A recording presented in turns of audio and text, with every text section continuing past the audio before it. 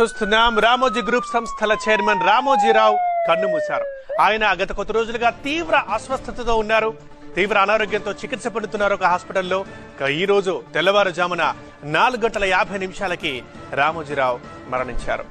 Ramoji film సిటీలోని నివాసానికి ఆయన పార్థివ దేహాన్ని తరలిస్తున్నారు. అండ్ కొద్ది రోజులుగా తీవ్ర అనారోగ్యంతో బాధపడుతున్నారు రామోజీరావు. ఆయనకి 87 సంవత్సరాల వయసు.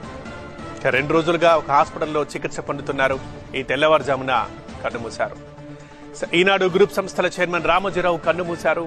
3 రోజుల క్రితం శ్వాస తీసుకోవడంలో ఇబ్బంది తలెత్తడంతో ఆయన్ని ఒక ఆసుపత్రిలో చేర్పించారు. పరీక్షలు చేసిన వైద్యులు స్టంట్ వేయాలంటూ సూచించారు. వైద్యులు చెప్పినట్లుగా స్టంట్ వేసిన తర్వాత ఆయన పరిస్థితి కొంచెం క్రిటికల్ అయింది. 2 రోజులుగా తీవ్ర అస్వస్థతతో చికిత్స పొందుతున్న ఆయన ఈ ఉదయం కన్నుమూశారు.